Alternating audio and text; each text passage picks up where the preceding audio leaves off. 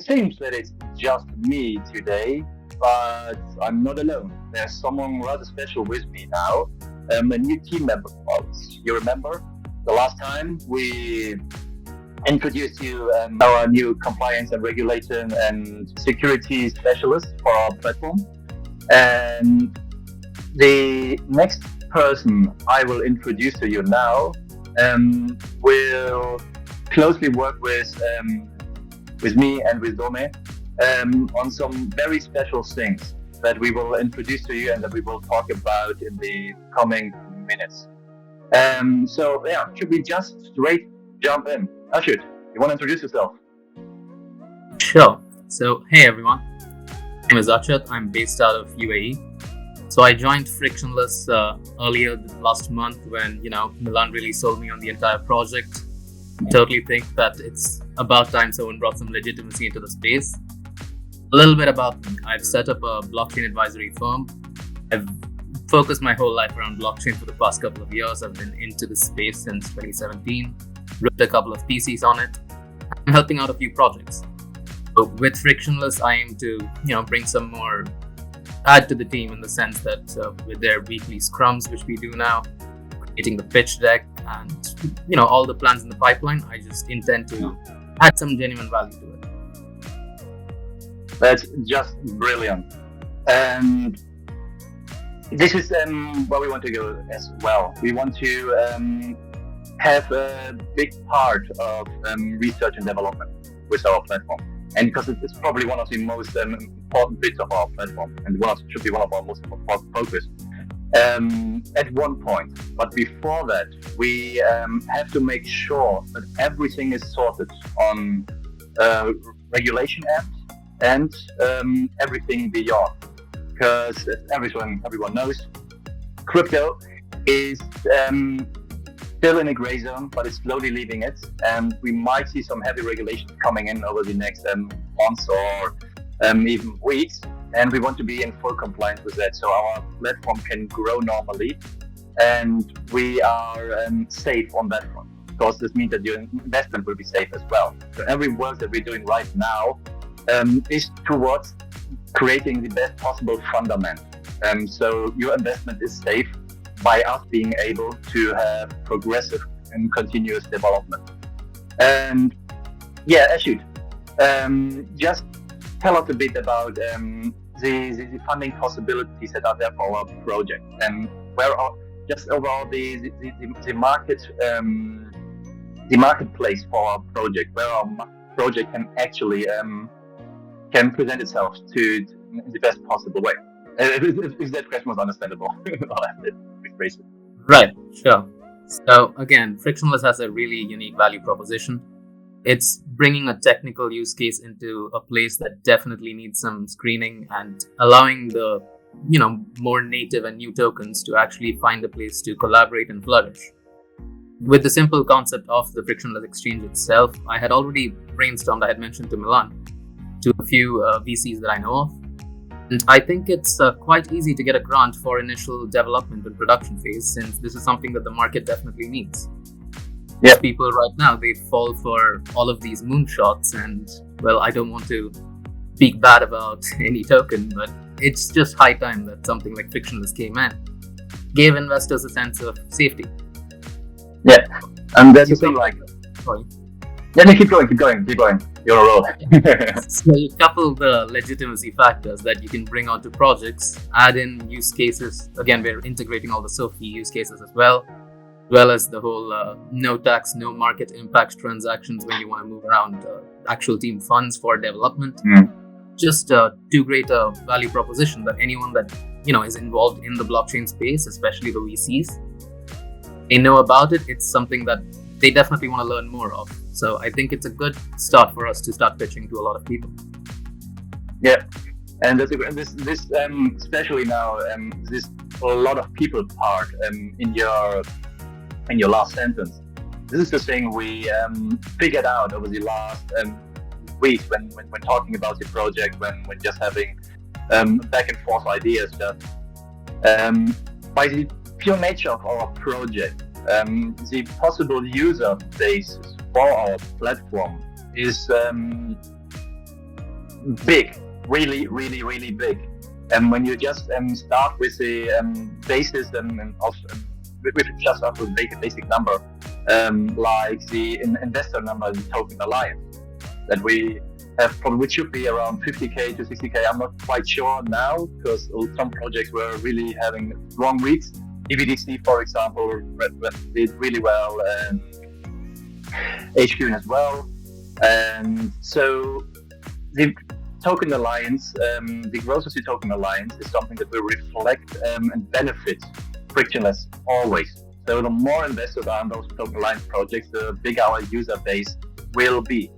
And if we just start with the 50k, let's do it very conservative. If we start with the 50k in investors now in token alliance, those are already 50k users of our platform, potential users, of course. And if we keep on multiplying that, if we keep on working with those numbers, and then in the end, with the idea and just the fact of it, that we will be on all those different smart contract able chains as well. This just shows us that our user base is in the millions in the end. And this is why we have to make sure that the platform that we're building can hold strong against this influx of data and this influx of users. So this means two things. First, of course, we will run this on a high compliance level with regulators. And the second thing is funds and grants. This is a thing we've talked about for a long time. And this will give us the possibility of having volatility-free development. And especially now with the probably, I don't know what you're thinking, Achuth, but are we heading into a crypto winter? In my opinion, definitely not. I mean, it's not the same cycles that are repeating as previous times. You know, it is at the end of the day crypto, so my opinion means very little. All of our opinions mean little. At the end of the day, three institutions decide to kill the market momentum, and it just happens. But pure fundamental basis, I don't think it's time for it yet. Yep. I so hope that you're right, but this doesn't change the fact that we have to brace ourselves if a major crash will happen. So that is why we will look into having outside of crypto funding. Of course, we will still rely on our own token and all the different tokens that will be released on the different smart contract chains. And this is a huge part of what we're doing right now. So the time frame of everything right now, for your consideration, this is probably a thing that you will ask. This is probably a thing that you've asked yourself for some time now. Is the following: that we are looking at getting the registration done, which will either be in two. We have two options there, two different countries, and we will release more information on that at one point. After the registration, then we will, at the same time, of course, we will finish up all the work on the contract, on the different contracts that we're working on, and getting the audits done for them, and to have the funds and grants to continue the development afterwards. So this, of course, includes the launch in between of all that, but it can mean that the launch has to get postponed till we have sorted out all the other stuff. And this actually should help you. This should actually give you the idea of where we're heading and how we protect your funds through having the best possible grid that we're working on right now. So this is all about an investor and fund protection. That's the thing that we're working on right now, by having full compliance with future regulations and with future market swings, let's call it that. So I hope everything is fine with that, because I'm rather confident in the DD or the due diligence of our investors, because they know the project that we are. They know that we do everything in our own time frame, a bit in our own time frame.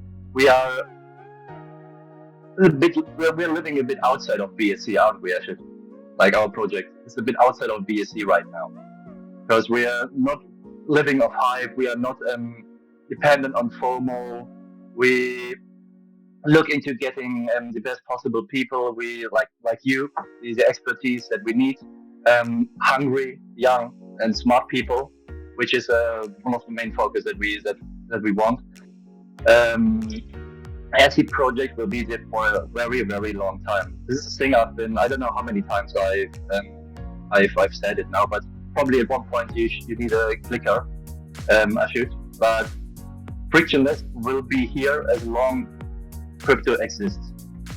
Because the problem that we are solving, is a problem that will exist for forever, actually. Because token will always and project will always have their marketing and development budget in the native token. So with that in mind, we have to be very careful and plan everything very thoroughly. Well, and that is that. If you have any questions regarding that, guys, just shoot them now. Because we're quite busy and Achuth has to hop off right after. So if you have any questions right now for Achuth, who is what he's doing, what he did before, just shoot them now, or we can just go to the next part of the AMA.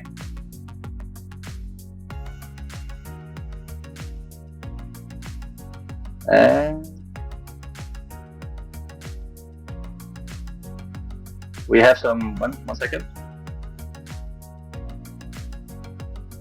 I had some questions on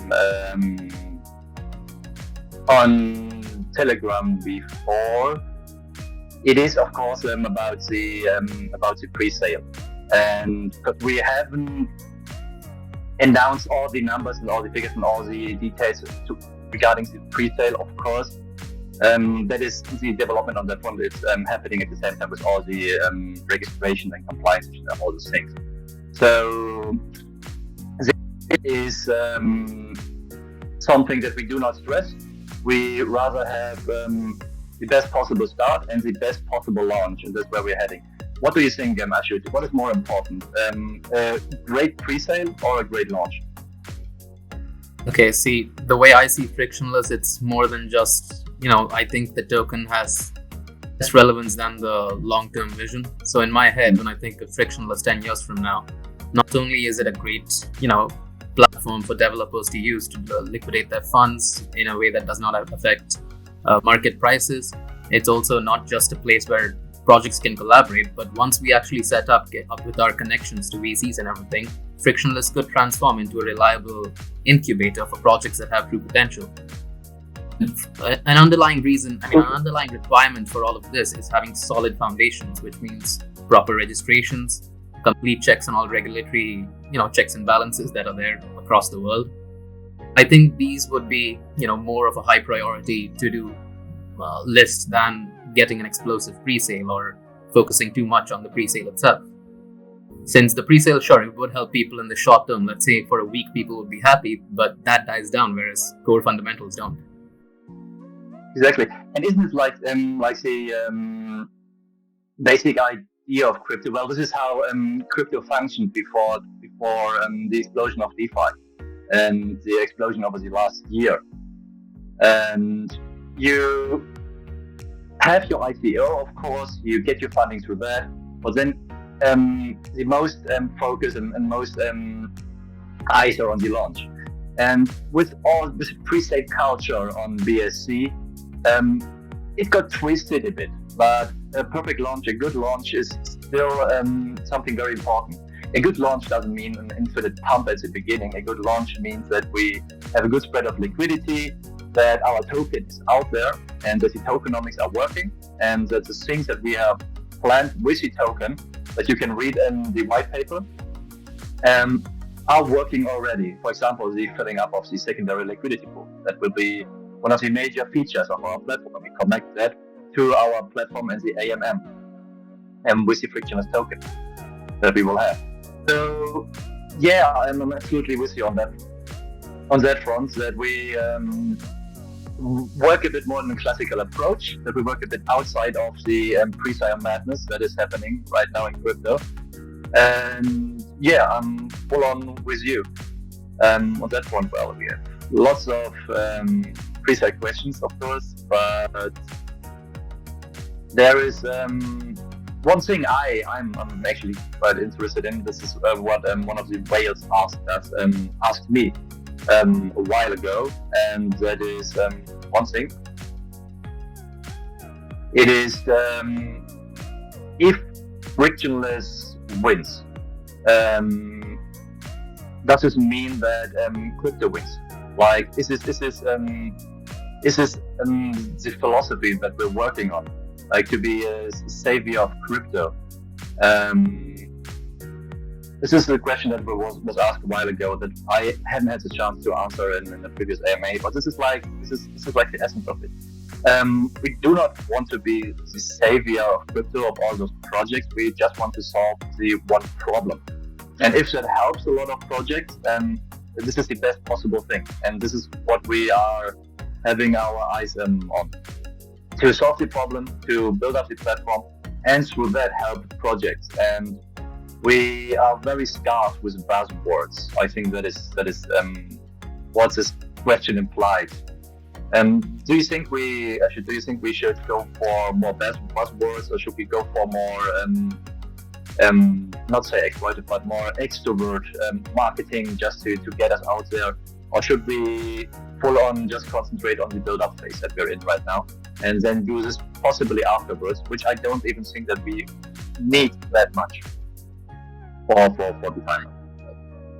My take on it would be, I mean, I like the whole phrasing of savior of crypto, but I honestly don't think there's one entity or one party that can change the landscape of a pretty huge industry at this point. We ideally should be poising ourselves as is to be a facilitator, be something like a lot of problems can be solved, but it's not an end-to-all kind of solution. We won't be able to fix the numerous things that are wrong in the crypto landscape right now. Overall, as long as we bring more legitimacy and actually have something everyone, the community, the developers, everyone can be proud of and adds genuine value to the blockchain space, which me as a proper blockchain aficionado, I truly believe that it is the way of the future. And that in itself is a great achievement. I would not really focus on catchy buzzwords just to build up the hype, because 2021 was just a crazy year. Everyone was bored from lockdown. DeFi was a new concept, so it got the wrong kind of attention. It wasn't an anomaly. Like it's we might have a similar situation, but it was like it was a Kickstarter that crypto needed. It was a Kickstarter that was long overdue. Of course, the halving of Bitcoin is one of the prophecies that will start new bull runs, but just the overall combination of everything in the last year gave crypto a kickstart that might have not been possible in the next 10 years if it wouldn't be for the lockdown phases and all that, and people looking into deflationary investment possibilities, as our governments were starting to print money, fiat, more than ever. Absolutely, yeah. I mean, I do think it was necessary. It got us on the map. There are very few people who have not heard of, let's say, Dogecoin or any of the things that were on the headlines for months on end. It was definitely much needed, but at the same time, I do not think the year we had would be sustainable in the long term. To make it sustainable, we need projects like Frictionless. So I think rather than jump on the hype train, building something that works for the long term makes much more sense. Yeah, I think so too. And with those last remarks, I release you for today to your weekend. Thank you so much, Achuth, for joining us. It's a pleasure as always, and there are some really great things that we're working on. We can't wait to show you the finished products of what we're working on right now, guys. Achuth, thank you so much again. Have a wonderful weekend. Lovely to have you on board. Your